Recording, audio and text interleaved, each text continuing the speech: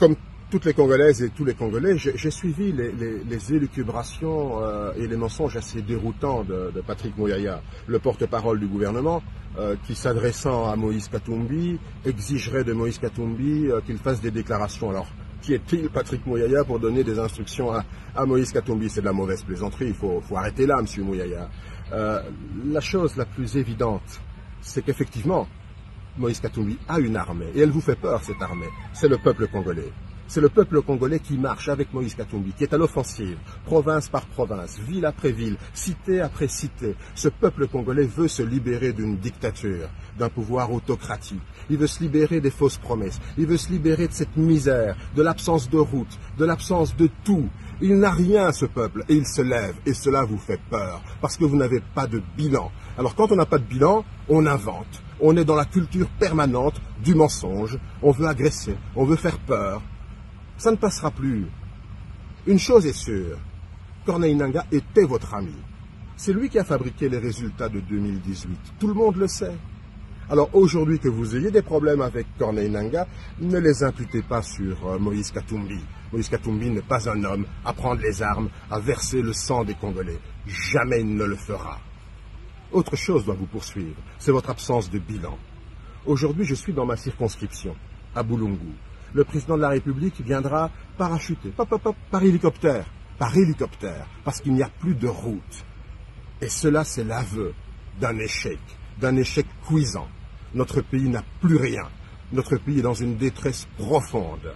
Et s'il fallait encore vous poursuivre, monsieur Muyaya, dans votre conscience, ce sont les selfies que vous avez pris, toutes dents dehors, éclatantes. Vous devriez en justifier aujourd'hui au peuple congolais. À l'époque, ces sourires pepsodents, adossés, collés serrés avec le président Kagame. Personne ne les a oubliés. Alors, vos problèmes avec vos anciens amis, vous les traitez. Mais n'associez jamais Moïse Katumbi à cela. Moïse Katumbi, il est en marche avec le peuple congolais. Il ne prendra jamais les armes. Mais le 20 décembre prochain, vous verrez que Moïse Katumbi et le peuple congolais ne font qu'un. Vous ne pouvez pas penser créer un mouvement politico-militaire. Militaire signifie encore tuer des Congolais. Est-ce que les Congolais ne sont pas déjà assez morts pour que quelqu'un qui était censé, lui, être, ou qui a été à un moment donné au cœur d'un exercice démocratique d'une commission électorale, puisse être celui qui veut la mort des Congolais? Parce que lorsque vous dites politico-militaire, ça veut dire que vous devenez rebelle, ça veut dire sûrement que peut-être demain il sera incorporé dans les rangs du M23, ça veut dire qu'ils sont responsables, il deviendra de ces faits responsable de massacres qui sont commis sur les populations. Est-ce que de cette manière-là, qu'on peut jouer un rôle de régulation ou de sauveur, parce qu'on pense peut-être on s'est réinvesti de pouvoir surnaturel pour venir sauver les Congolais qui seraient dans une forme d'enfer, entre guillemets, passez-moi l'expression. Et donc, je pense que c'est un comportement antipatriotique, et je pense aussi que tous ceux qui se disent démocrates, en commençant par Moïse Katumbi et tous les autres candidats et autres personnalités politiques, doivent dénoncer publiquement, parce qu'il est hors des questions de faire couler les sangs de Congolais pour penser pouvoir arriver au pouvoir. Et d'ailleurs, je pense que cet acte aura des conséquences. Aura des conséquences parce que le Kenya, par exemple, nous doit des explications. Comment un pays avec lequel nous travaillons, avec lesquels nous sommes dans des processus qui doivent permettre le retour de la paix dans l'Est, peut accueillir des activités subversives? Il y aura évidemment des conséquences diplomatiques. En tout cas, il y a une procédure diplomatique qui sera mise en place. Peut-être que les VPM étant en campagne, mais sur le principe, le Kenya doit nous expliquer ce qui se passe. Je voudrais ce soir, je sais que M. Moïse Katumbi, qui est candidat qui nous suit, s'exprime publiquement sur cette question. Sinon, nous allons conclure. Vous avez vu que lorsque M. Katumbi a commencé sa tournée en province orientale, vous avez vu M. Nangaa lui souhaiter la bienvenue et dire de lui tous les biens qu'il a dit. Donc aujourd'hui, comme nous pensons qu'il y a un complot contre la République qui part du Rwanda, avec évidemment les terroristes du M23 et qui s'y trouvent des alliés, notamment M. Corneille Nangaa, qui ne s'est pas gêné de s'afficher avec quelqu'un qui est réputé terroriste et qui a dit publiquement son soutien à un candidat qui s'appelle Moïse Katumbi, et pour qui vous savez que sa campagne est battue, est faite par des trolls rwandais ou par les Rwandais, ils battent sa campagne sur les réseaux sociaux. Dans d'autres cadres, on en fera la démonstration. Et vous savez que M. Salomon, qui est très proche de Moïse Katumbi, a été interpellé, évidemment parce qu'il y a des liens étroits qui ont été établis avec les Rwandais. Il y a un besoin, parce que nous considérons, je considère que M. Moïse Katumbi est un démocrate, il y a un besoin pour lui de se désolidariser publiquement de la démarche qu'a commencé M. Corneille Nangaa, même s'il n'a pas cité ses alliés, mais on peut présager, au regard de faits que je viens de relever ici, qui travaillent en synergie. Si ce n'est pas le cas, il faut qu'ils le disent publiquement. Auquel cas, nous allons considérer qu'ils sont effectivement ensemble contre la République. Vous pouvez... twarabiririmbye abanyapolitike bacu barabiririmba barabivuga barabigaragaza biranigaragaza kuza gufata expiration mututsi ugomba kuyikora ntacyo ushingiyeho ushingiye gusa kuri umu extremiste ntekereza no ko none uyu munsi Corneille Nangaa ibyo avuga nta wenda niba hari utabyumvise yambwira wenda kuko nagerageje gukurikira disikuru yiwe n'ibibazo abanyamakuru bamubajije hari aho we yavuze ati s'il vous plaît nta Kisegeti ari guprepara coup d'etat ntago abantu babyumvise wenda ni nk'umunyamakuru witwa nde ukora kuri RFI gisori muri Kenya yamubajije ngo se nimwe muje gukora coup d'etat cyangwa ni Kisegeti undi aramusubiza no twebwe ntago duje gukora coup d'etat y'ikisi coup d'etat iri gutegurwa na Kisegeti ko agiye gushimuta amatora ashimuta igihugu tu vois ati byose abikoresha kugira ngo ira mitwe ni wowe yikreye ayikreya mu byukuri kugira ngo akunda sahure ariko mu byukuri nta vision afite ikibigaragaza nuko nta bira yigeze agera muri imyaka 5 yose so ampe demo sinzi niba Charles ari kundi kuntu abibona uze ko yari yabisobanuye wakongera iki Charles ngeze ahantu hatari network reka dufate Mama Chantal noneho woragaruka nta kibazo Mama Chantal Okay, ndabona Mama Chantal atari kunyumva neza. Ben, yes. Igihe okay, Mama Chantal no, Ben wavuga nta sans problème. Ya Rukaka, ikintu abantu batari kumva no kumva yuko Corneille Nangaa yajya muri M23 kandi ni ibintu bishoboka. Hari abapoliticiye benshi bari muri iriya politiki ya Tshisekedi bagomba kwidebarasa. Sinzi niba iriya komunika abantu bose bayirebye neza, baravuga ngo turi benshi ariko tudashaka gutangaza amazina yacu kubera umutekano wacu. Sinzi niba abantu bakurikiranye icyo kintu.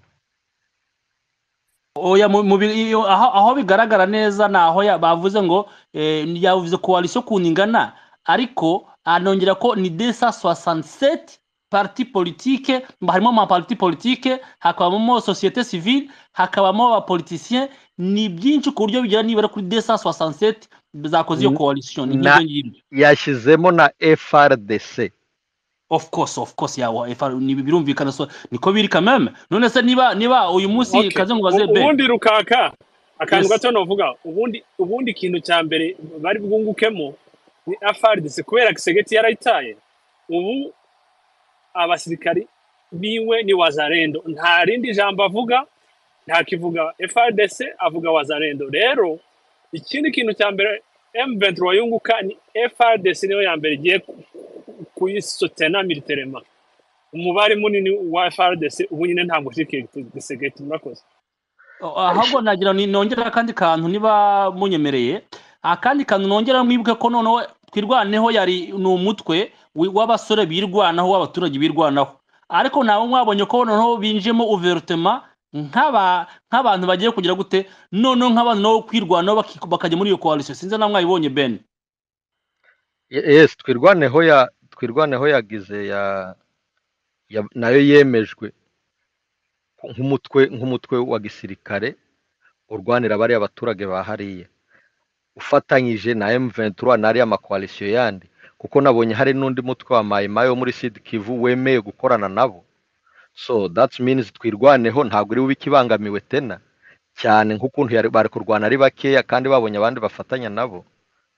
Byumvikane ko noneho niba ntibeshye Ben niba twirwaneho imeze kuriya kano kanya yes urukunyumva ndi kukumva ikaba noneho igiye guterwa na leta bya bitero bya hato na hato bya byayigabwagaho kuya kumara abaturage no kwica abaturage nk'uko na M23 ijya gutabara abaturage za Rubaya ikajya gutabara abaturage za Ngungu n'ahandi hose ahiri wende uyu munsi iri byumvikane ko uyu munsi noneho twirwaneho bari abaturage niba bajya kongera guterwa M23 ifite plein droit yo kumanukayo ifite plein droit yo kujya muri Ituri sinzi niba hari ukuntu wenda wo ubyumva muri ibyo ngibyo.